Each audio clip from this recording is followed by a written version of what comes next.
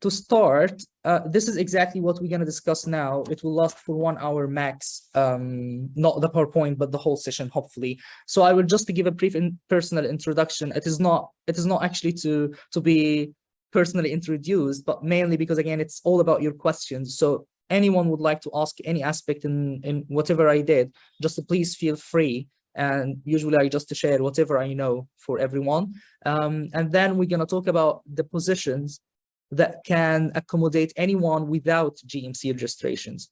And without GMC registration, I mean, even any healthcare professional, not only doctors, even pharmacists, they can apply for it, and nurses can apply for it. Anyone with any healthcare background, they can apply for this. And then after GMC registration, what can you do? And what other opportunities that open for you? And what are the essential skills, knowledge, and qualifications needed for such positions? And I insisted to mention it as skills, knowledge, not only qualifications, because more or less now, most of the research positions, it's all about skills. It's not about a lot of qualifications. And then about the academic clinical fellowship, this is something that I was planning, I think, for the last 5 years. So I wanted to give you highlight about it if you are interested about it, and it requires GMC registration, but you should plan for it a while ago. So that's why I'm mentioning it in separate thing. And then last thing, because it had been mentioned a couple of times regarding visas and residency types for research positions. So I'm gonna just highlight what kind of visa that you can apply for if you got such positions. So this is just a brief personal introduction. If you would like to ask anything about it, I will not go through all of it about it. I will just tell you the story and then you will ask any question. I graduated from Alexandria University, Faculty of Medicine. It was back in 2014. And then I just had my internship in Alexandria Main University hospitals. By the way, I didn't graduate like in top of my class. I just had, I think, very good as a grade. I think 82%. So I was not in top of my class. So there is no need for high marks for any positions like this. I just did my internship. I worked for the United Nations in 2015 for the UNHCR, which is the United Nations High Commissioner for Refugees. It was back home in Egypt. I worked there as emergency doctor and also as medical coordinator. It's a long story how I joined the UN. It was all by luck, let's say. But I joined them in 2015, and then I did my Master of Public Health at Imperial College London in 2017. This is when I moved. Definitely, I didn't pay for it. You know, the tuition fees is crazy expensive. So I just got a scholarship, which is achieving. Maybe some people know about it. So I got this scholarship in 2017.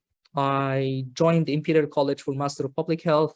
During my master, I started to work as a research assistant at the college. And even after I finished it with 3 months, I kept working as a research assistant. And then I joined again the UN, but with WHO. So I worked as a consultant in quality and patient safety with WHO. I was based first in Geneva and then moved to EMRO, which is based in Cairo, and served the Eastern Mediterranean region. I worked there full time for like, I think, a year and a half. And then before the pandemic, with only 1 week or something, I moved back again to the UK. So I joined again Imperial College London as a research associate.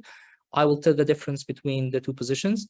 So I joined as a research associate here from 2020. I kept working there in different positions, and then I'm gonna leave Imperial College. Exactly, this is my last week. So I'm gonna move to Cambridge University to start my academic clinical fellowship there. So I'm gonna do part-time research and part-time clinical training, GP training.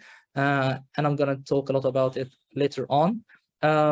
During my time at Imperial, and still I will keep teaching with Imperial. So I teach for postgraduate degrees, full master degrees here, mostly Master of Public Health and Master in Health Policy.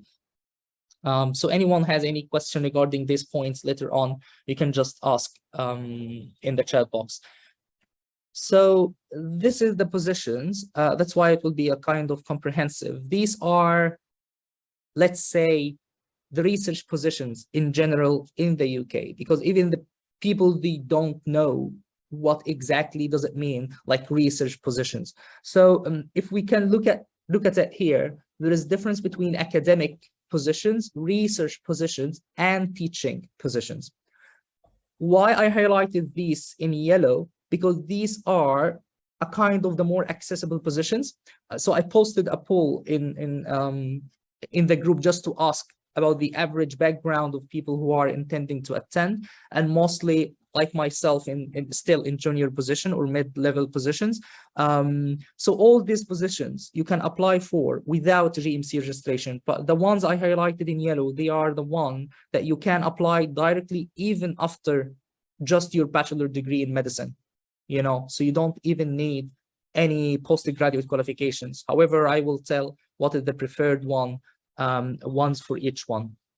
So for the academic positions, professor, reader, senior lecturer, these positions, you have to understand it because it's different in different countries. So for example, in the US, there are different names for these positions, but this is the hierarchy here in the UK. So we are talking about the UK, the least here, or still it's senior position, but the least is lecturer, and then senior one, and then reader, and then professor.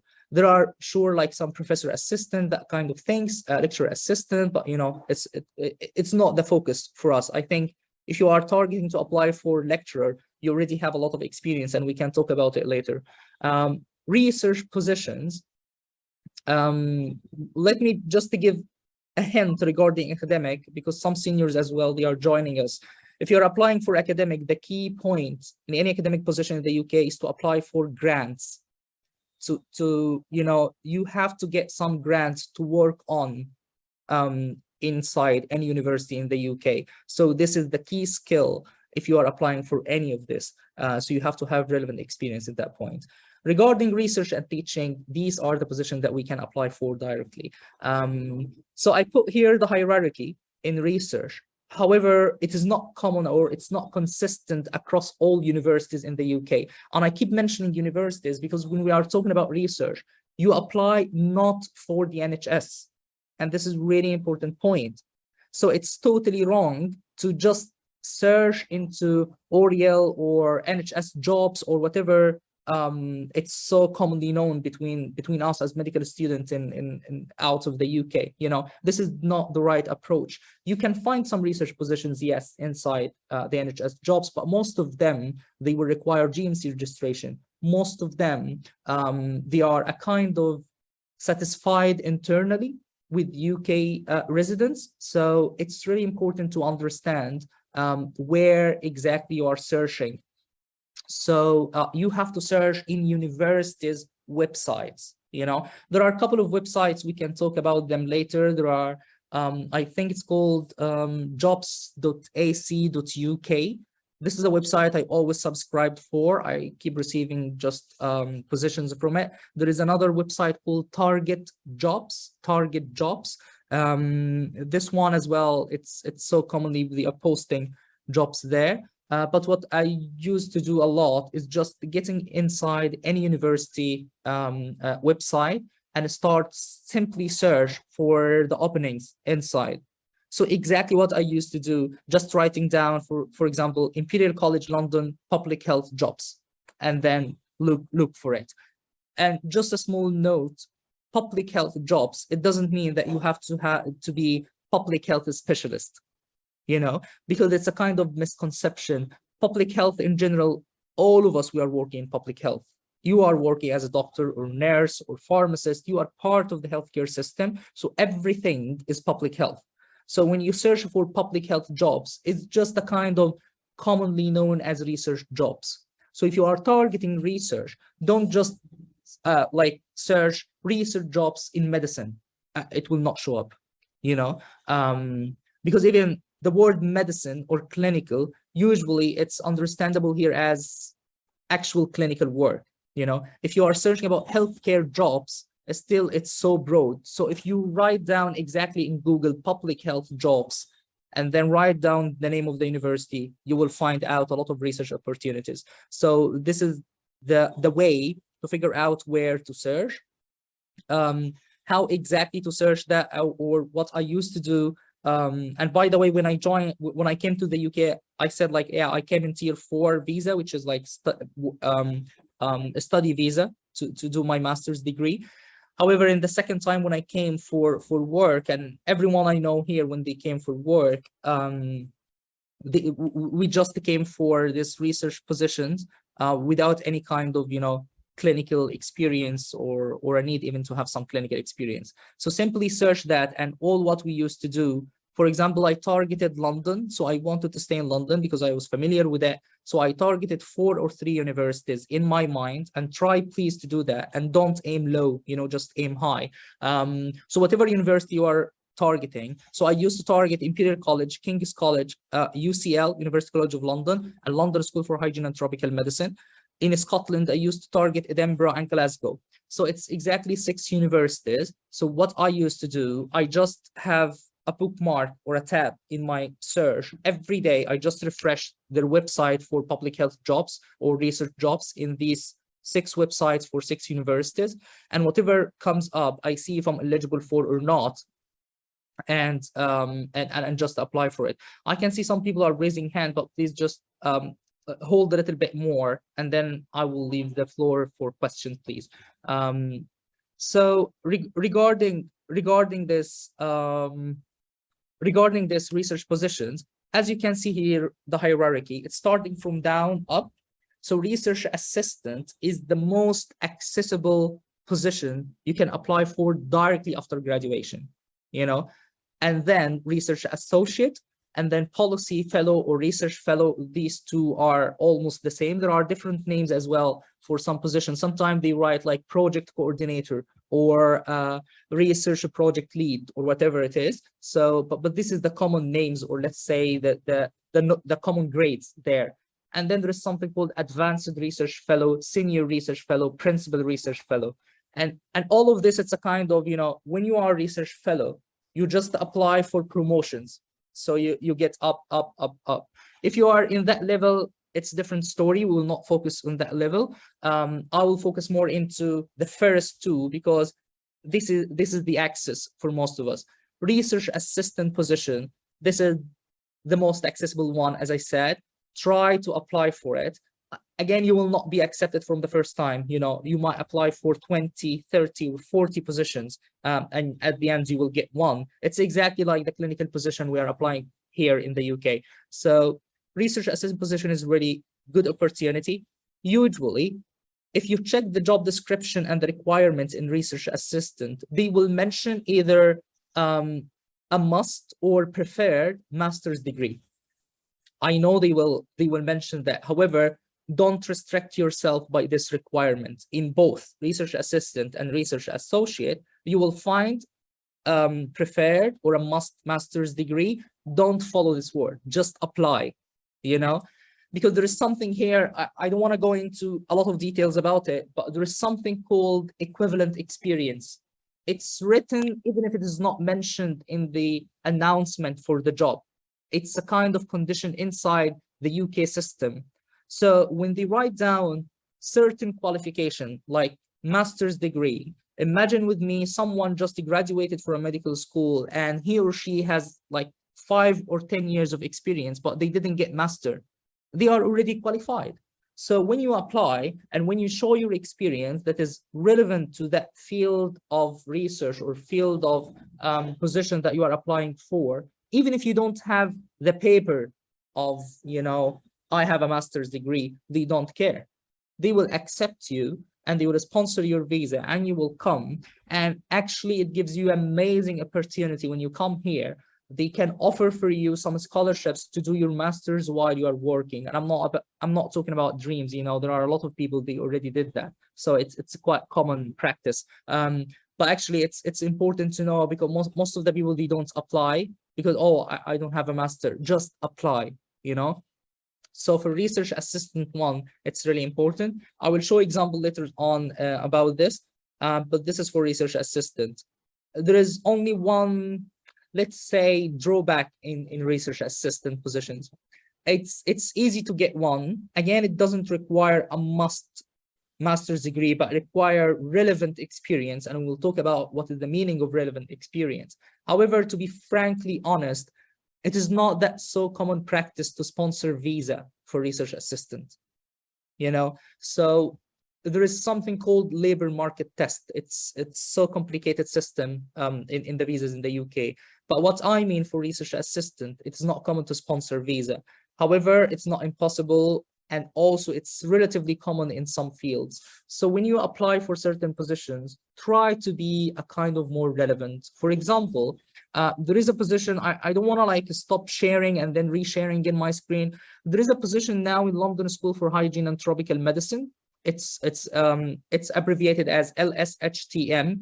It's the top public health school in Europe and the third worldwide. It's a pretty good school here in London. So there is a position of research assistant, for example. Now it's announced there, and it's about some research regarding ophthalmology or eye problems, whatever the disease is. You know, it's not my area.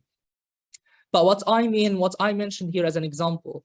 So, for example, if you are interested in ophthalmology, let's say, or eye research or whatever it is, so you're already practicing in ophthalmology field, and then you found research assistant position in something relevant about that. So you have to apply and mention your experience. In that case, they will prefer you, even if you don't have the paper of being a master holder, rather than one like myself. Okay, I have relatively good experience in research. I have master of public health, but I never had any experience in ophthalmology or like eye research. So they will prefer you. So they prefer the experience rather than the degrees, you know? So this is what I mean by just to try to target the right one in research assistant. In research associate level, usually the requirement's gonna be master's degree and preferred PhD or even a must PhD. If you have a master's degree, just apply for research associate or research fellow. Apply for them, even if you found out, okay, you must have a PhD. Just to be frankly honest, in my current position at Imperial College, I'm research associate here. I don't have PhD. I didn't have it, you know, and still even I didn't apply for any PhD. And when I applied for the position, it was mentioned clearly, you must have a PhD in relevant field. And I applied, I got the position. I have a letter to mention that I have equivalent experience of PhD, because more or less, it was literally research associate in patient safety. And I was working in WHO for patient safety. So when I applied, I have equivalent experience, but I don't have the paper of the PhD things. So they don't care. So it's really important to give it a shot and apply because it's important. Research associate and research fellow, it's almost the same level, but different naming. Some schools here in the UK, and school, it means universities, some schools here in the UK, they don't have the research associate level. They just have research fellow or policy fellow or whatever it is. So these three, research associate, policy fellow, research fellow, are the same. Whoever got master's degree in any relevant field, try to target these positions rather than research assistant, because these sponsor visas at this level more often than research assistant. So it's really good opportunity. You can try to apply for it. And because a lot of people mention the salary thing, and it's quite important as well to mention. So the research position gives you balance in your just daily life. But honestly, the payment is not the best. However, you can get more payment later on by other ways. But the average for research assistant in London, including London Wedge, the payment is going to be, I think, ranging from 35,000 to 39,500 per year. It's pre-tax. So the end product, or like the end salary, the take-home salary after tax, because tax here is crazy high. But the tax after the tax, you're gonna have, I think, £2,200 for research assistant position. However, you can add more income by teaching. So when you give some teaching, some marking, you can earn more. And again, it's just an amazing opportunity if you can do this until you have your GMC registration or something. Because when you have your GMC registration, I will talk about it in the next slide, you're going to be in the clinical scale, which is a bit higher. So this is the average for research assistant. And then the research associate, it's the other level. So the range is from 40,000 to 45,000. It depends on your level of experience. This is at the research associate level. Research fellow, it's almost at the same level. And then you can keep going high. Advanced research fellow from 50K to 60. Senior research fellow is above. Please, if everyone mutes your mic, just for now. And I will just have a look over the question in the chat box after this slide to go further. This is regarding this research positions. So again, the target, just to conclude this research, because this is the most important part, and all the other slides are going to go so fast. Research assistant is the easiest target. They don't commonly sponsor visa. However, they do. I know a lot of people, they got sponsored for this position. So apply for it, even if you don't have master, even if you are just graduated, but you have to have the skills. We're going to talk about it later. Research associate, policy fellow, research fellow. These are the most commonly sponsored positions in research. They don't require GMC registration.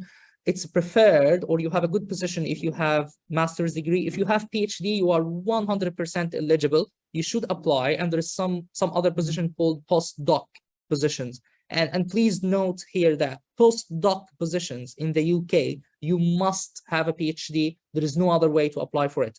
So if there is other way, I mean, if you are talking about equivalent experience, they will call it research associate, not postdoc. Postdoc is exclusively for those who have PhD. It is not like US, because in the US, postdoc mean you have just Bachelor of Medicine and Surgery and just apply for postdoc. So they consider this as doctoral degree. In the UK, doctoral degree is PhD.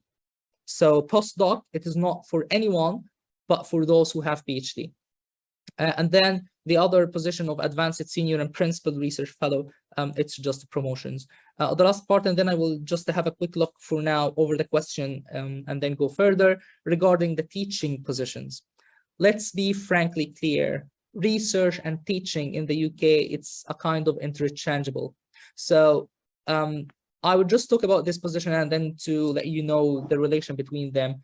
Teaching fellow, this is the common name for positions that you can apply for. The salary for teaching fellow usually is higher than research, because more or less, even the economy in the UK is based about universities. They have a group of best universities worldwide. So the teaching for this university, it means money. So they give teaching fellows usually between 45,000 to up to 55,000 for teaching fellow. And then senior teaching fellow can reach 60 to 70. Principal teaching fellow can reach 60 and above. By the way, lecturer, senior lecturer, reader, professor, they can reach 80,000 or something. So it's pretty good, and also in short time. So for teaching fellow, you can directly apply even if you just finished your bachelor degree, but you must have some teaching experience, whatever this experience is. And I got this title, I think for only 2 months, and then I shifted into research associate for personal reasons. But I mean, it is not a must condition to have teaching experience to be professors or just, teaching assistant or something in some universities in your home country. For example, in Egypt, the positions of teaching, it's not about your experience. It's all about your ranking in your medical school. So it's not the case here, you just apply if you have relevant experience. And if you have the skills, more or less, you have to prove it by somehow, and we can talk about it later. Senior teaching fellow, they got really good money. I think maybe they can reach 60K, and it's just a promotion. I know people at the age of 23, just to make it clear, at the age of 23 or 24 years old, they are assigned here as senior teaching fellow at Imperial College London. And believe me, they have zero experience even in teaching. So they finished bachelor degree only 3 years. So they got like some bachelor degree in biomedical sciences, and then they got masters directly after. So they have really no clear experience in research or teaching, but they applied for something called postgraduate teaching assistant. So they got this experience of 3 months, and then they directly applied for teaching fellow, and then 2 years they applied for senior teaching fellow, and they got it. So it's a pretty straightforward thing. And it's really good opportunity if you can get one of these positions, and it's so common. It's so well needed now. I don't want to let you go into much details, but there is a lot of things called decolonization of teaching here in the UK. which means they want to involve people from low and middle income countries and from different experiences in teaching. So now we have great opportunity, and I'm sorry to say, maybe it's bad to say, but the Brexit thing is something positive for us in terms of jobs, because now all Europeans, they have to apply exactly like what you are applying for, you know. So and they didn't use to suffer while applying to get visas or anything. So most of them simply, they give up, they don't do it. But we usually apply for these positions, and we usually, like, we used to not to suffer, but just to do more efforts. So just to try to apply, get these positions, because a lot of master's program even usually they are like public health in development countries and in development or developing countries. So all these positions are really good. Try to apply for it, and it doesn't require GMC registration. Last Can one. all mute the mic. I can't see the mic open. I will just have a quick look over the question, answering on one word, and following the others. If someone please just check who is on mic, try to tell them to mute, please. Just a question, what about the 2 years you have to spend in Egypt after achieving a scholarship? This is a kind of personal question, but I mean, I spent the 2 years in Egypt, but it's not like basically inside, I was working for WHO, but it's a kind of personal question. So I already spent this condition. I didn't break the condition, but it's quite personal. Thank you. What is the grant? I'm not sure what do you mean by grant. If you please can clarify by another message. Grants, maybe you ask grants. I mean grants, you know, funding. So in professor, reader, senior lecturer, you have to apply for grants fund, you know, and it's totally different process. I will talk about it in the skills. Can you please repeat the 2 websites? I think someone they already wrote it down. Target Jobs, job.ac.uk. I will try to make a list of these websites I used to subscribe for and post it on Facebook group. And then in the UK, not found collectively. I have an MD, MSc in the same specialty. Lecturer, how can I proceed? I mean, thank you, Asma, for the question. Maybe some questions are quite, you know, you are telling exactly your position or your situation. So we just try to make it here for everyone rather than to focus into someone exact position or exact thing. So hopefully like the general talk can be helpful for you, and later on we can talk about individual or personal experiences. How to prove freelancing, teaching, and research jobs in Egypt. I mean, usually they ask you, it will be in the 3rd slide. Usually they ask you to send them a sample of your work, and that's it. And by the way, guys, when you apply for any position here, they trust you. Literally, they trust you. Whatever you wrote down, they will not ask you for approval. Give me a certificate. It's only for the degrees. They ask certificates for the degrees. Bachelor degree of medicine, master's, PhD, they ask for certificate. Otherwise, they don't ask. If you wrote down you were like the head of WHO, they will believe you. But if they felt you are lying, and in the interview or when you got the job, you are lying and they figured out, you are really, really in a horrible problem. Because here in the UK, when you got fired from job because you are lying in your whatever the CV application or blah, blah, blah, they don't just cut your visa, but also they send to the Home Office some justification for firing you, and you can be prevented to enter the UK in general and maybe Europe for I think 10 years or something. There is some punishment for that. So try not to lie at all. If you have the skill, just write it down, they believe you, and usually they ask you for sample of your work. Basic sciences are common. It's exactly the same naming, but just, you know, in different departments. If I said like public health jobs, it's not the right for you if you are experienced in basic sciences like anatomy, embryology. You know, you have just to search in the right department, but also within the universities, not within NHS jobs or wherever it is. And more or less, to be frankly honest as well, whoever have experience in basic science like histology, cell biology, and that kind of things, believe me, you have like, if general person have 50% opportunity to come to the UK, whoever have experience in basic science, they have like 80 or 90% opportunity. They need you. They need you clearly, clearly. They need you. So for basic sciences, it's amazing. If you have experience like that, just apply. You will get positions. They need people like you. Teaching skills, again, it's just, whatever you mentioned, they will trust you. So if you write down, okay, I did 1, 2, 3 in teaching, they will believe you. For example, for me, when I applied for some teaching things, and now like I'm acting as duty module lead in one of the modules in the master's degree. So it's kind of, just to be understandable, like in our home countries in Egypt, for example, in the first or second year in our medical school, we have 4 subjects like anatomy, I think biochemistry, histology, and I forgot something else. So like I'm leading one of these subjects, and all the teaching experience I had before. So I won a competition in science communication a couple of years ago, and I used to kind of give sessions and teaching sessions in how to simplify science to the public with the British Council. So that was the only real teaching experience I have. I wrote it down, and they just got it. And once I get a position, I just develop my skills later on. So any teaching experience, just mention it. They will not ask you for certificate, but they will know if you are lying or not. So just again, don't lie.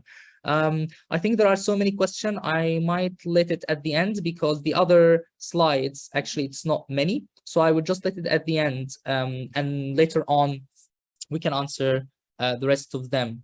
Now this slide was without GMC registration. Now this is with GMC registration.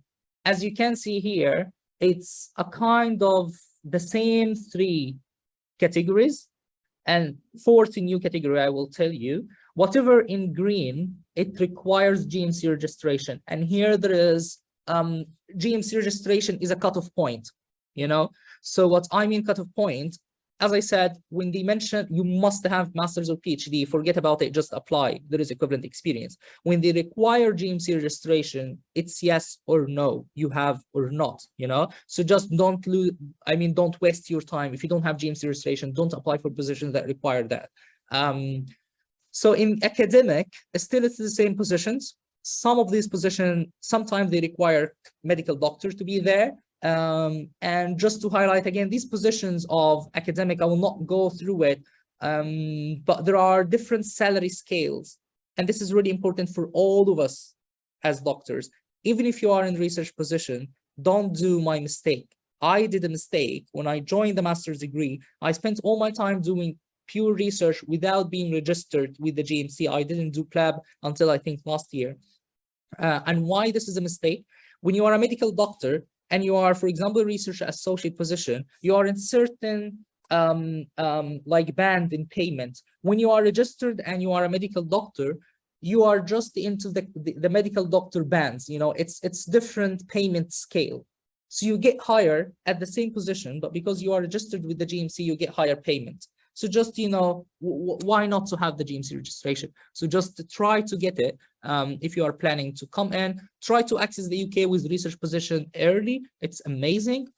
It counts for your indefinite leave and maybe passport later on. But at the end, get your GMC registration. So if you got your GMC registration and you have one of these positions of academic, you will get higher payment, but more or less the work is the same. You are applying for grants, leading research and all of this.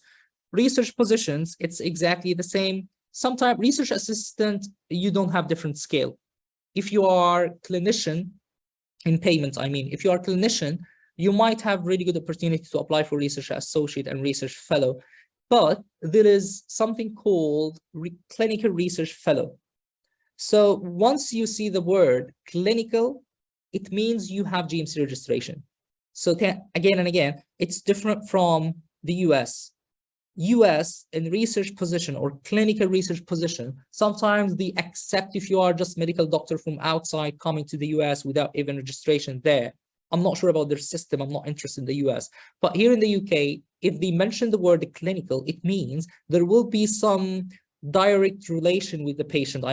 Direct interaction between you and patient. Even if just talking, it doesn't mean you're gonna do some examination or whatever it is, but there will be some interaction. And even to talk to a patient here in the UK, you must have GMC registration. even just literally to talk to a patient, you know? So if you see a word clinical, it means GMC registration. If you see a word clinical, it means you have opportunity. If you have GMC registration and you don't have anything else, which is amazing. What I mean, if you can see here research fellow, if you don't have GMC registration, it's almost the fourth highest from below position in terms of salary, in terms of opportunities to sponsor your visa, in terms of job responsibilities, everything. If you have clinical degree, usually you just, jump all of this. You can directly apply for clinical research fellow, because here the main qualification that they need, someone with little research experience, but you must have a clinical degree like GMC registration. So what usually happen here, to be fair and clear, if you are preferring part-time or even a kind of some research time, you are a person who are, I mean, I'm sorry if I'm saying it clearly, you are valuing more your personal work-life balance. Research positions, it gives you really good lifestyle, more balance in work-life equation, but less payment. If you are a medical doctor here in the UK and you work some locum jobs, blah blah blah, you will get really good money at the end if you work a lot of locum. However, you will have a relatively less quality of life rather than the research positions. So that's why you have really good opportunity here. If you are registered in the GMC and you just want to have some balance in your life, you don't care a lot about gaining a lot of money at the time being, you can simply apply for clinical research fellow, because most of the people, they don't apply for it. UK graduates, usually they don't apply for it because they spend a lot of money to graduate from medical schools here or in Europe, so they just work pure in clinical field. That's why there is a kind of shortage in clinical research fellow in terms of applications. I'm not saying in terms of visas, blah, blah, blah. But if you are applying for clinical research fellow, you will really have good opportunity to be accepted. So try to search for these positions. And again, I can see this position with the same style. Just I'm writing down public health jobs or research jobs, or figuring out inside the university website how to find this. And you will find the word the clinical beside any title. It means you have to have GMC registration. Here is amazing opportunity. You have to focus on it a lot. It's a clinical teaching fellow. So if you don't have GMC registration, it's easier for you to take research position rather than teaching position without GMC registration. If you have GMC registration, it's easier for you to take clinical teaching fellow rather than take research positions. And why is that? Because it's commonly known, even at Imperial College, they have even a scheme, if you can imagine that. They have a scheme, literally a scheme of training. So they open every year 1-year contract or a position for 1 year for clinical teaching fellow. Usually what the people do, we are not all familiar with the UK system when we first come to the UK, and you want to have the experience in a kind of balanced work-life style until you get familiar with the system, you get familiar with the culture, how it works and everything. So so they open this scheme and you can apply for clinical teaching fellow. You can spend 1 year doing this clinical teaching fellow. It adds for you amazing opportunity to have teaching experience if you want to shift again later on into teaching. It gives you time to be familiar with the country, and at the same time it gives you time actually to apply for training if you would like to apply for training, because it takes like a year. So clinical teaching fellow is really amazing opportunity. Try to apply for it. It's the same requirement like teaching fellow plus GMC registration. You just have to show interest here, not even experience. And I know people, they got it a lot. You have just to show interest. And by the way, all these positions, if you are already in training in the UK, or if you are already in clinical position in the UK, you can apply for it. Even if you are in training, you can take out of training a program, this system, and you can take this clinical teaching fellow and then come back again to your training. It will help you later on to gain more experience. It changed not the career, but get more opportunity when you finish when you end your training. And also, believe me or not, it gives you some more income to teach, but just you need the network. You know, you can simply be invited. I mean, here lecturer, if you are in training, for example, but you have teaching experience and now you have the network and they invited you to give some lecture, the lecture gonna be like 2 or 3 hours. You can take for this 2 or 3 hours in teaching, I think, I don't know, like 500 or 700 pounds for just 2 hours. And I'm not talking about the exact hours. I know you are preparing for it, you are giving it, blah blah blah, but even giving a lecture, it's not exhaustive, like, you know, being in a hospital for 2 hours. So it's a good lifestyle, especially for those who love teaching. So apply for this clinical teaching fellow. It's amazing. It opens every year, for example, at Imperial and UCL, King's College, most of the university, they open for it. And even inside some jobs, inside some hospitals, teaching hospitals, they open clinical teaching fellows as well. So you can apply for it, but you have to have GMC registration. The last category here, for if you have GMC registration, this is just important to, I wanted just to highlight it for everyone because people, they don't know it. If you got GMC registration, but you don't really want to practice here in a hospital, with GMC registration, there are a lot of opportunities. So there is the public health training. It's still, you will be registered in the UK. It's still, once you finish public health training, you will be in the same payment as a consultant in any other clinical specialty. I mean, for surgeon, for example, I think that some training lasts for like 8 or 9 years.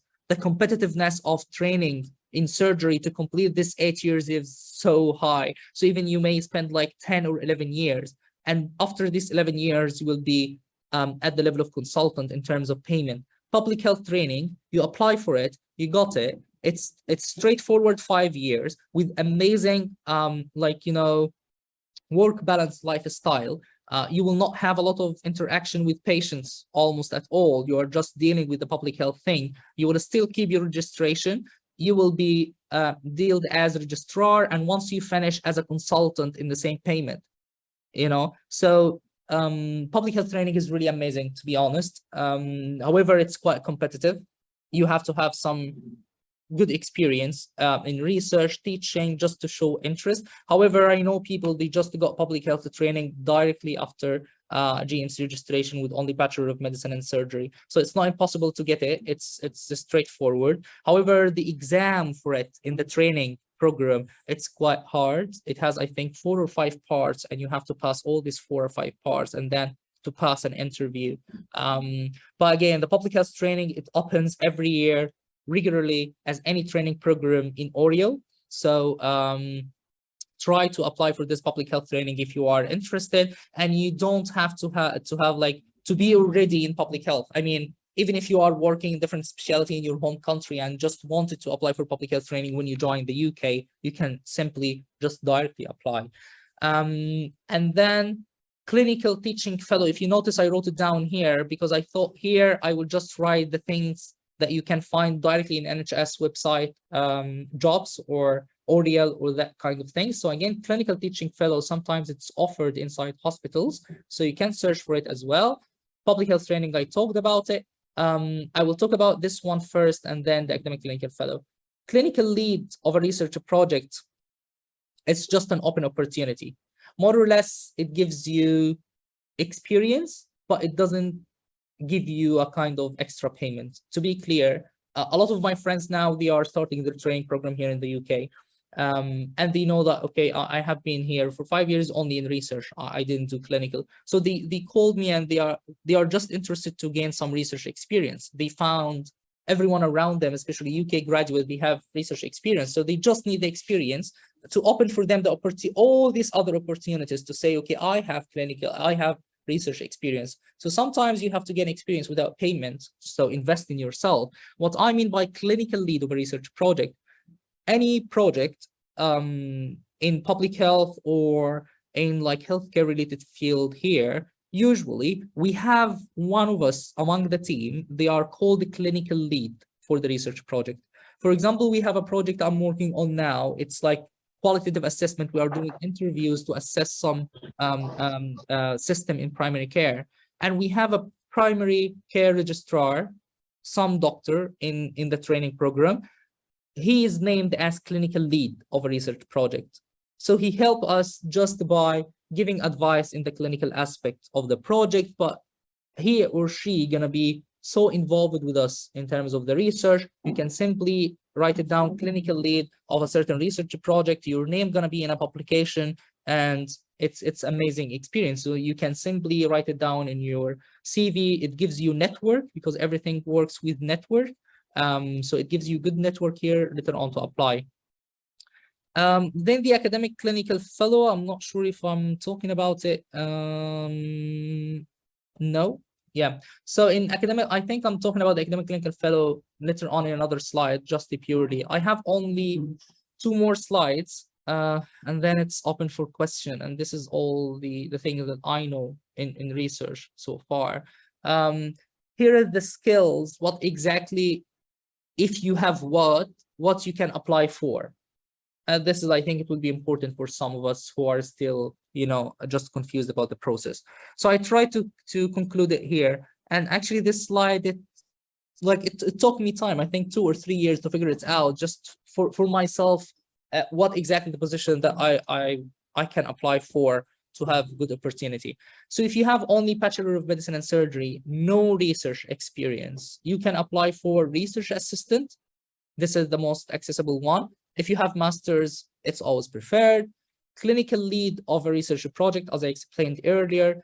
There are positions called teaching assistant. You can directly apply for it. However, they don't sponsor visa usually for teaching assistant position. But if you are already in the UK, even if with GMC registration, you can apply for some teaching assistant positions, even if part-time jobs. You can just do marking of some assignments, helping in some research projects, supervising students in their postgraduate degrees, and it ends up with some publication and some experience to apply for higher positions. Academic clinical fellow, this is the most amazing part. I'm going to talk about it later. This is so high level, a kind of, I mean, not amazing level, but it's really, really high level, a really good level, and it doesn't require you to have research experience, you know, more or less. Honestly, it requires, but just, you know, not exhaustive experience. And I will talk about it, how you apply for it directly once you have GMC registration, because it's a requirement. If you have research experience, it's all of the above, plus all of this as well. You can directly apply for this one, plus this one if you have research experience. If you have master's degree, anything of the above, plus research associate. I prefer, if you have master's, just apply for research associate. And then what kind of skills? And this is really important, because again, yeah, I keep telling you it's not an essential requirement, blah, blah, blah. But let's be honest and clear. If you don't have the skills, you will not get the job.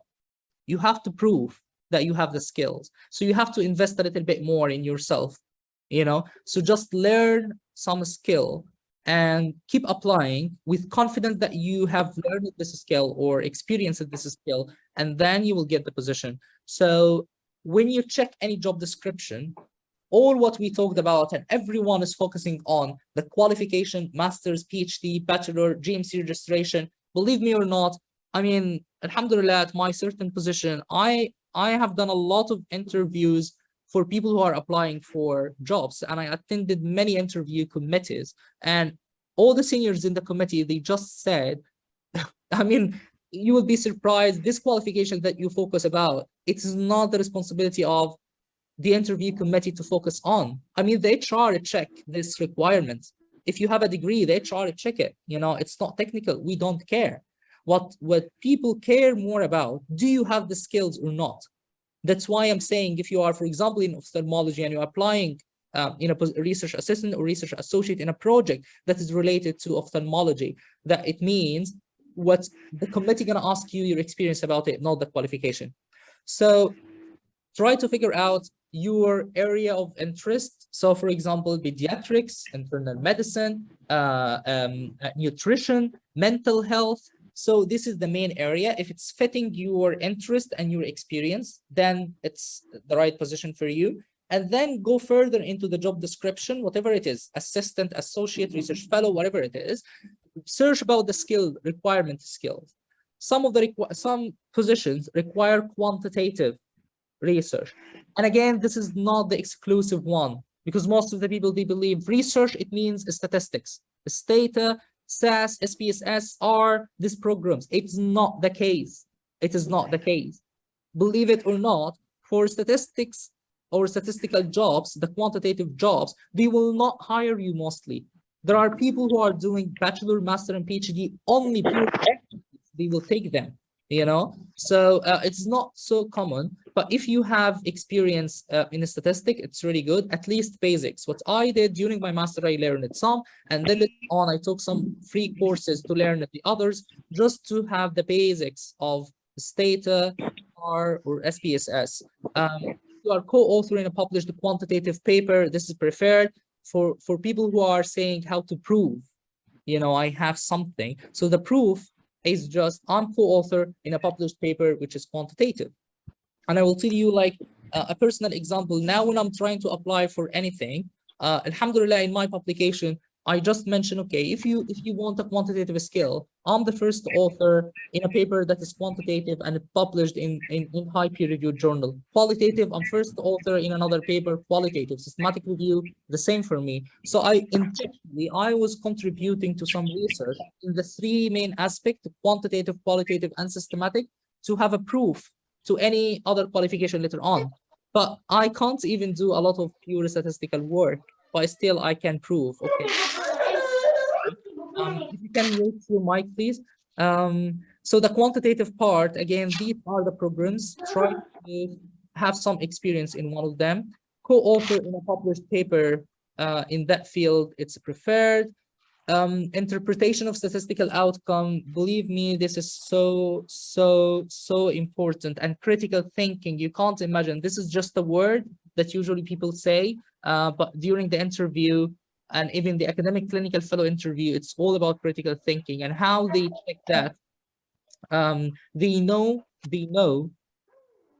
learning statistics. If you can mute your mic, I'm not sure who.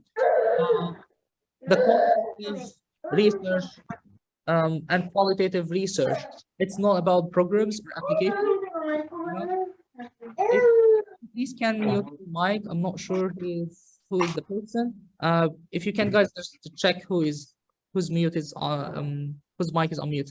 So the quantitative part, what they do, and I know that from a lot of interview committees here, if they require R or Stata or blah blah blah, they don't care if you have expert level at this. You know, it's simple. They're gonna teach you. What they care more about, you understand the statistics or not. The meaning of that is, I think I put it down in some slide. Just, yeah, it's next slide. I will show it to you now. Can you see this slide, guys? This slide was, these two graphs was my interview for the academic clinical fellowship at Cambridge University. So what they do, they send me these two graphs and they ask me, okay, it was just 24 hours before the interview. Look at these graphs, and tomorrow during the interview, you will have 10 minutes, explain for us, what do you see in this graph? And then in another 5 minutes, explain to a lay person or a lay audience, what do you see in that graph? And I will tell you the difference between both. I mean, they know, they want to know your skill. They didn't ask me for, do you know how to code something in Stata? Send us some codes that you develop. They don't care. They care, do you understand Stata or statistics or not? Do you understand the graphs or not? Can you explain it for professionals? So they asked me to explain this, what I see, in 5 to 10 minutes. And can you explain it for lay audience, which is one from the public? I mean, usually they give example, okay, either to explain to your professor, lay person is to explain to your father or mother, you know? So, so it's just simple to anyone in the street without any background in health or anything, how to simplify it, because you have to use different terms. That was the question for academic clinical fellowship in, I think Cambridge now is the second, and I think in last year it was the first, the top university in the UK and among like the top in the world. And that was their interview.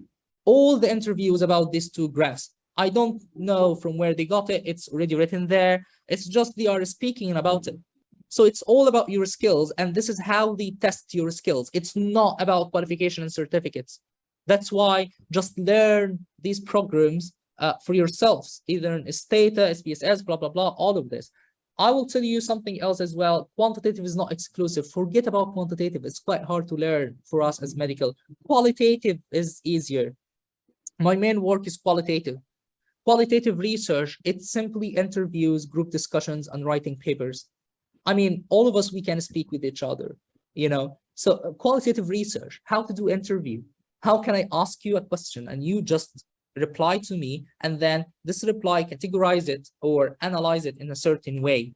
This is all about qualitative. I think qualitative research is just normal human being thing. So it's easy, but you have to understand what exactly does it mean, qualitative research. You know, there is a program called NVivo. I personally give a course using this methodology and using NVivo, and it's so simple. You know, NVivo, it doesn't take time.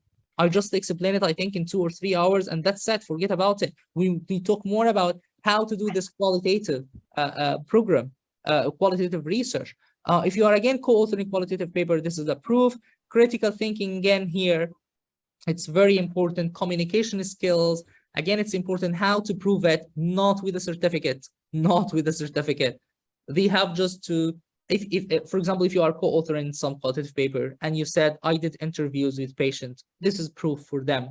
You know, if you did some interviews or voluntary work in some international conference, this is proof for them. So again, this qualitative skills, it's pretty simple and easy to prove. And it's just, again, you will find a lot of resources. I mean, again, I give it at Imperial. A lot of this, I give like a whole 3-day course at Imperial with qualitative research. And believe me, like people, they pay crazy money, I think, like 2,000, 3,000 pounds for this 3-day course, you know, but it's pretty simple. I said with many of my friends, just, you know, friendly, and we can finish it. It's not hard, because you just have to own the skills, know the system, and then apply it, you know. Join a group of people around you and just do a paper within 1 year or something while you are preparing for your PLAB exam. You can do it, but you have to invest a little bit of your time. And also sometimes you have to take some, you know, paid courses or something. There are some cheap courses in Coursera. You can simply pay for it or even take it for free, but no one will care about certificate. They will care about, you know, the knowledge. Systematic and scoping reviews, it's pretty simple. These are the skills that you have to understand. Again, it looks simple, but it needs some understanding as well. So try to sit with someone who publish the paper in systematic or scoping review to let you understand some of these. What does it mean, mesh terms, keywords, how to use Ovid, EndNote, RefWork, Covidence, that kind of things. Again, you have to know the skill, but you don't have to have proof for it. Essential skills for everyone, and this is so critical. You have to learn it, and again, it will be proved through your work and not to suffer when you got a job. Academic writing skills is a must. It's really, really important. It's different than just regular English writing. And it's important to say that there are people, they are amazing in academic writing skill, but even they don't speak English well, you know, and this is really important. No research job, almost no research job gonna ask you for IELTS or any other degree or certificate for English. Usually they don't. I mean, it doesn't make sense that if you can't write English well, or if you can't speak English well, and then you want a research position. However, just to let you know, you don't have to be native. You know, I think now you see, I mean, my English is not amazing. I didn't grow up in some, you know, language schools or like fancy schools. You know, I just raised in governmental schools. I learned English by myself in Alexandria, Bibliotheca of Alexandrina, you know, the Library of Alexandria, just by volunteering work and just getting in touch with people who got really raised in, you know, some language school. They can speak, you know, pretty English, and then just by practice. So you don't have to prove actually anything. Just as long as people can understand you and you can understand people, you are the right one for the position. But academic writing skills is different. How to understand academic writing skills by reading more papers about it. And if you published some paper, that's, if you think about it, why publishing papers is very, very important for all positions in research. It is just to prove that you have academic writing skills, especially if you are the first author, because it's well known the first author is the one who drafted the manuscript in the first instance, you know, the main paper, who write it down. So it's really important to learn what does it mean academic writing skills, how to write a study protocol. It's really important. It doesn't make sense to join any research position and you don't know actually what is the structure of a paper or a study protocol, what is the criteria that you have to mention. You know, it will be like you are talking medicine with non-clinical person. They will not understand you and you will not understand them. So that's the thing, you know, you can't just not understand what does it mean by sampling, how to do a sample, or what is our sample. You can't know what does it mean ethics, what is ethics approval. To have ethics approval, you have to understand these aspects. And again, this is pretty simple. I mean, unfortunately, these essential skills like a publishable manuscript, what is the usual requirement? I mean, it's pretty known. Like, okay, the average like 3,000 words manuscript, just 4 sections. It's pretty well known, you know, background, methodology, results, and discussion. The conclusion, how many words. In the introduction, the end of the introduction must be the objectives. This is well known in the research area, and it's not hard. But unfortunately, I don't think I have ever came through like a course that they teach really basics of research. Everyone like basics of research, they just teach so in-depth thing about programming or like a statistical program, blah, blah, blah. And, you know, it ends up you are lost. But basics of research, it's simply the basics, practical research. Maybe if I have time, I can do another time, and even with the small groups, maybe just to explain this kind of basic things, because once you understand that, there is no document to prove that you understand that, but it will be basically shown in your interview, in your application, and even during your work. And there is something important to know why this is important. Even if you got the job, if you are lying, you will be figured out at the end, because there is something called probation period in any research job. So you have, I think, 3 to 6 months. The employer check your quality of work. If they figured out actually you can't do the things that you mentioned you can do, they will fire you, and you don't have any rights during this probation period, you know? So it's really important not to lie. It's really important to own the skills rather than to have certificate for it, because this is the main goal for them. I think I'm almost at the end. That was just one example of the interviews. The last interview I had with Cambridge University, and all the interview, this interview, if you can imagine, talking about these 2 graphs, I had all the interview.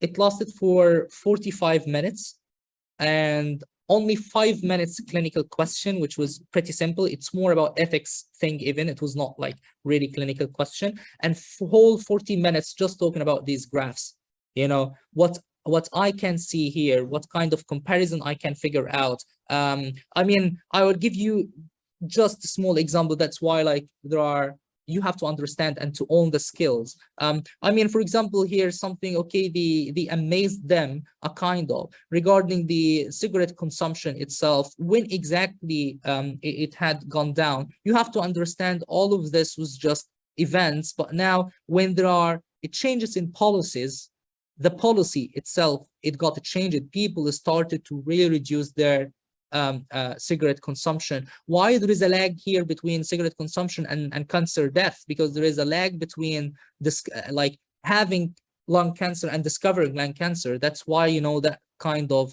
gap in reduction, that kind of understanding, critical thinking, or how to look at a graph. It's a skill. You have to look at it, you have to understand it. And this is all the assessment.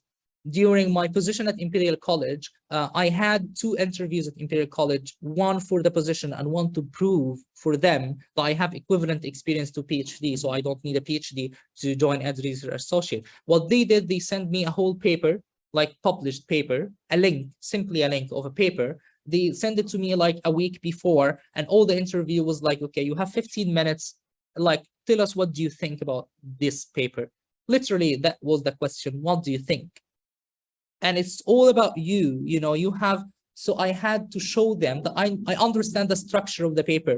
Okay, I told them, like, you know, in the introduction, for example, they didn't give really the rationale in the right segment. You know, they have to provide the rationale a little bit earlier. There are some items they didn't, you know, introduce to me or described or defined for me in the introduction, that kind of things, you know, the structure of the paper, what is missed in the paper, strengths and limitations, that kind of thing. It's all about understanding.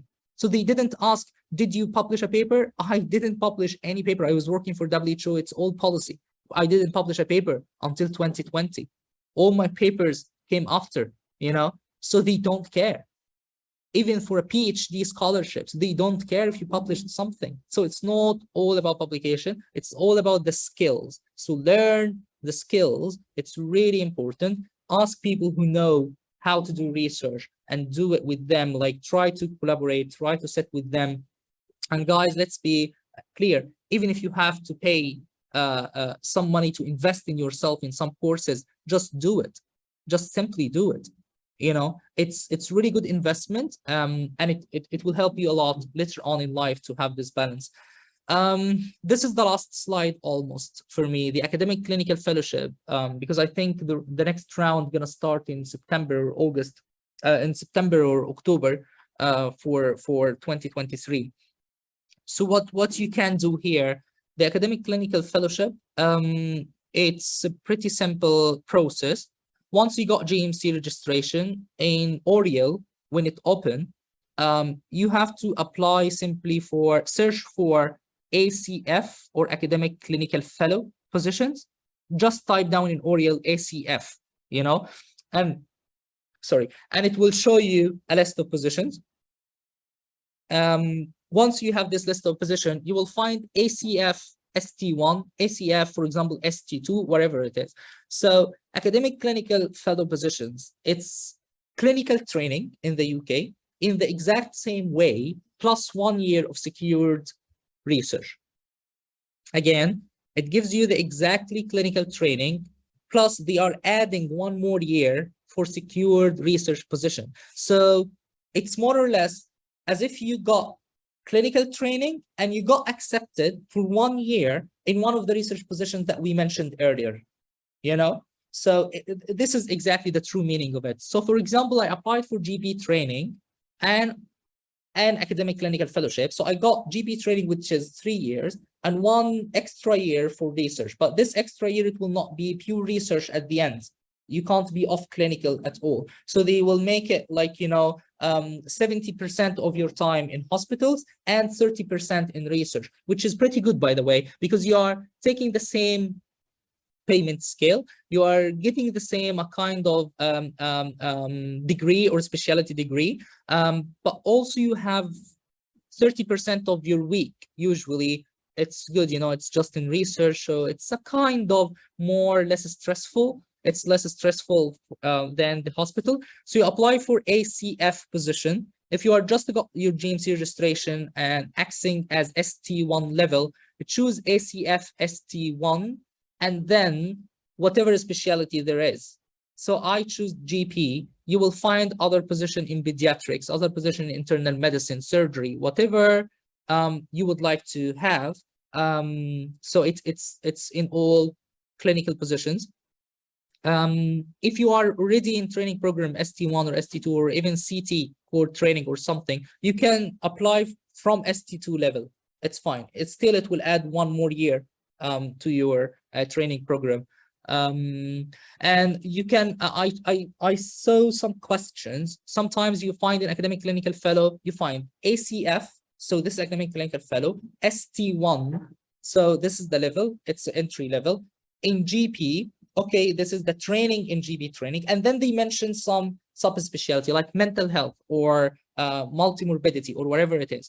What does it mean? It means your 1 year research will be in that field of research. You know what I mean?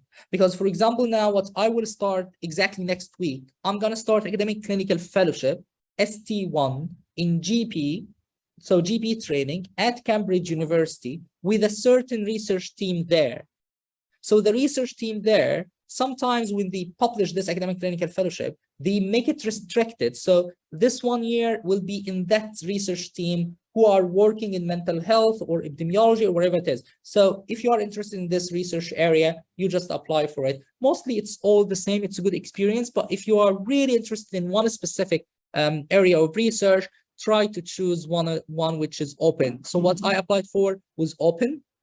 It's just ACF and GP at Cambridge University. And when I got it, I have to contact professors with who are doing research I'm interested in. So I contacted some professor who are doing research in patient safety because this is the area of my interest. And I got like, I got involved with them. So I have this 1 year now with that team at Cambridge. And what you have to do here, academic clinical fellowship, it's really good because of two main points. And this is really important. I will just end my talks with this point. The first point is it's relatively prestigious. So you have to be accepted in the GP training. But at the same time, for example, GP training or any other training, for example, GP training, you submit your application, you do MSRA, which is, the exam for GP training. You have to pass that. If you pass that, you are qualified for GP training. If you're applying for academic clinical fellowship, you will be invited for another interview. It's independent than the process of GP. You are doing the process of GP, and then independently, you will be invited for an interview with the university where the academic clinical fellowship is. And that interview will be quite harsh. But as I told you, that all my interview was just these two graphs, So you have this interview. Usually, I think there are 6 people in this, the committee of the interview. They have a known set of questions. You can find them online for all academic clinical fellowship. It's not, something you will, surprise you. It's well known. You will know what you will be asked. That's why, okay, if you have the skill, you'll be accepted. It's not about surprising questions, you know the question. Just type down this academic clinical fellowship. Usually it's funded by NIHR, which is National Institute for Health Research. If you type down NIHR ACF interview questions, you will find the website where all these questions will be. It's an official website. You will be asked these exact questions, and you have to show your skills during the interview in that. So long story short, if you got accepted in the GP training and you passed this interview as the best candidate, then you got this academic clinical fellowship. So it's a kind of applying for 2 positions in one shot, So this is the academic clinical fellowship. It's pretty good because you can access from ST1. If you have research experience, it will add for you a lot, especially if you're applying for some top universities. I mean, for Cambridge, Oxford, Imperial, that kind of universities, usually they are top universities. So the applicants who are applying there, they have really good experience in research. So you have to be a kind of competitive to get there. I'm not saying that okay, oh, you are amazing because you got Cambridge. No. I was not their first choice, by the way. I have 5 years of experience, UN within 5 years, master's here at Imperial, research at Imperial. And when I applied, I was not their first choice. I was their second choice, and they kept me in the waiting list until I think the first candidate, he got something else, so he didn't get the job, and I get it, So after all, it's quite competitive if you are applying for these big names, but there are other universities, they are pretty good. I mean, Glasgow University, for example, I think it's in the top 50 university worldwide. Edinburgh, it's in the top 20 universities worldwide. It's so amazing for sure, but it is not, among the top 10. So still you can apply for different universities who are offering academic clinical fellowship, and you have just to check the name of the university because it's not common every year for all universities to offer this. It's just by chance. So every year there is different. I wish if I can stay in London, but I didn't find Imperial College didn't open academic clinical fellowship in GP. They were opening academic clinical fellowship in cardiology, I think, or cardiothoracic surgery, and I'm not interested in that training program. So I applied for GP because it was open for Cambridge. So this is the process. It's simply in Oriel. Go through the process in Oriel, submit your application, and it's pretty simple. And if you got interview in academic clinical fellowship, please get in touch with me and we can have a separate call regarding this interview. I asked many friends to help me during this interview, how it works and all of these things. I'm almost I'm done. This is the very last slide. What available visas for that? I just wanted to highlight one new visa, just to let you know about it, because not many people know about it. There is the skilled worker visa, which is the regular one. It's replacing tier 2. I think you are all aware about it, but there is also another visa called the global talent visa. So the main value of this global talent visa, skilled worker visa, it gives you ILR, which is indefinite leave to remain, which is what we can say in regular terms, permanent residency in the UK after 5 years. Global talent visa, it gives you ILR after only 3 years. And the most important and good thing, there are no restrictions in changing work. And that means if you got a skilled worker visa, when you change your hospital, when you change your work, you have to inform the home office, you have to apply for, again, a skilled worker visa. Sometimes, you know, it's so messy because the first visa ends because the work is stopped, the sponsorship, you quit, the next job you didn't get the new visa, so it's messy. For global talent visa, basically they say, okay, you have a global talent, we are letting you to stay in the country, do whatever work you can do, and even if you don't want to work, don't work, we believe you have a global talent, and we give you ILR after 3 years. So this new visa, it has been introduced December 2020. The first visa was issued January 2021.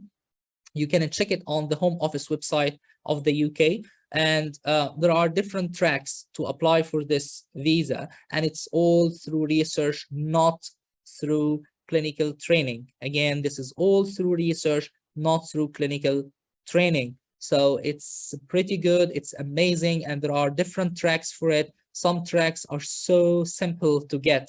For example, if you are working as research assistant or research associate in certain project for more than 1 year, you know, you have a contract for more than 1 year or even exactly 1 year, most of the research project, their fund will be like minimum, I think the minimum research project I found like 50,000, the overall fund for the project, you know, it's not your salary, the overall fund for the whole project.